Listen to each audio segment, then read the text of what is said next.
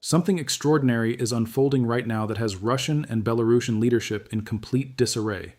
And when I tell you that Ukraine has locked onto over 500 high-value targets deep inside Russian territory, while Belarusian dictator Alexander Lukashenko has effectively surrendered to mounting pressure, you're going to understand why Putin's entire coalition is cracking and why this war just entered a dangerous new phase for Moscow. We're not talking about a few scattered drone strikes. We're not talking about symbolic hits that Russia can shrug off. I'm talking about Ukraine's unmanned systems forces and intelligence agencies identifying, tracking, and locking onto more than 500 strategic targets, ammunition depots, command centers, logistics hubs, oil facilities, and military airfields across vast swathes of Russia.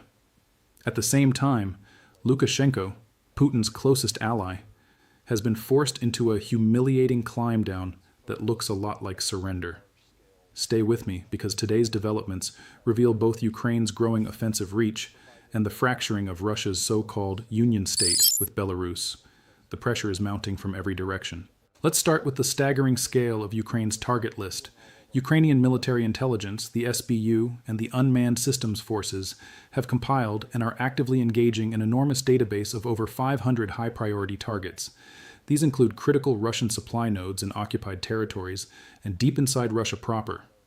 Multiple Ukrainian agencies have confirmed intensified long-range drone and missile operations, with AI-enhanced systems now capable of autonomous navigation, real-time target adaptation, and precision strikes at ranges exceeding 1,000 kilometers. This is not random. This is a systematic, data-driven campaign. Drones equipped with advanced computer vision and machine learning are loitering, rerouting around air defenses, and striking with devastating accuracy. Reports indicate fresh strikes on logistics convoys, ammunition storage sites in the south, and energy infrastructure. The same forces that previously forced the Russian 36th Combined Arms Army to ration artillery shells are now expanding the battlefield dramatically.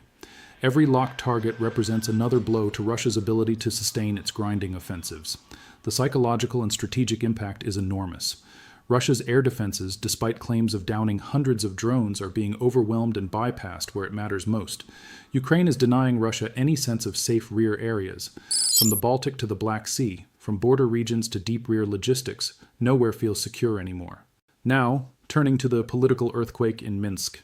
Alexander Lukashenko, the longtime dictator of Belarus, has just been forced into what amounts to a strategic surrender.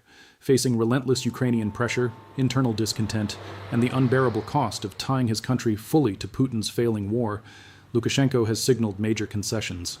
Belarusian forces will not be committed to direct combat alongside Russian troops. Key transit routes and airfields previously used for Russian operations are being restricted or neutralized. This is a massive blow to Putin's northern flank. Lukashenko's move comes after months of quiet but intense diplomatic and military signaling from Ukraine and its partners. The threat of expanded strikes on Belarusian territory if it fully joined the invasion has clearly hit home. By stepping back, Lukashenko is trying to save his regime from the same attrition that is bleeding Russia dry. This is not neutrality out of principle, it is surrender to battlefield reality and self-preservation. Putin's closest ally is bailing on the grand offensive plans, leaving Russian forces more isolated than ever. This fits perfectly into Ukraine's broader counter-strategy. Remember the devastating strikes on the Kerch Bridge convoy, the oil depot fires in Krasnodar, the systematic dismantling of Russian naval power in the Black Sea? The same logic is now being applied across the entire theater. By locking onto 500 targets and pressuring Belarus into de-escalation, Ukraine is collapsing Russia's ability to concentrate force anywhere. On the ground, the effects are already visible. In the Pokrovsk direction, Russian assaults around Toretsk, Novopavlivka, Kurakov, and Vuhledar continue at high cost, but momentum is stalling as logistics come under increasing strain. Fierce fighting persists in Chasiv Yar and the Lyman sector, yet Ukrainian defenders are repelling wave after wave using drone strikes to disrupt Russian supply lines feeding those very attacks. In the Sumy border zone, multiple Russian assaults have been turned back, while Moscow escalates desperate strikes on civilian infrastructure, a clear sign of weakness, according to Western assessments. Russia's casualty crisis remains catastrophic. With total losses approaching 1 million killed and wounded, Moscow continues desperate measures. Prison recruits, massive bonuses, lowered standards, and North Korean fighters. Ukrainian losses are heavy and tragic, but the 3 to 4 to 1 exchange ratio continues to erode Russia's manpower advantage.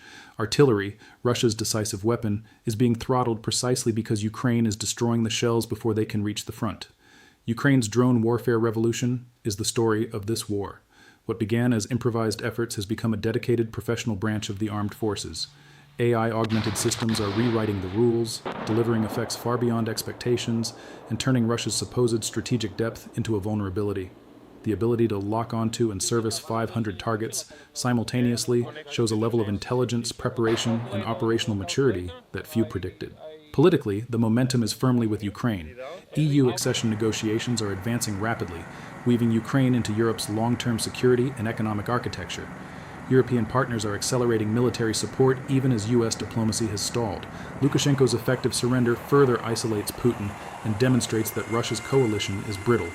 British and other NATO officials have openly assessed that Russia's path to victory is closing, citing slowing advances, economic strain, and unsustainable losses. Russia's territorial gains remain marginal, roughly 100 square miles per month on average, purchased with horrific blood and treasure, with no realistic hope of achieving regime change in Kyiv or subjugating Ukraine. While Putin chases illusions in the west, his alliances crumble and his rear areas burn. Ukraine has locked onto 500 targets. Lukashenko has effectively surrendered. Russian ammunition is being rationed in key sectors. The Black Sea Fleet is a shadow of its former self.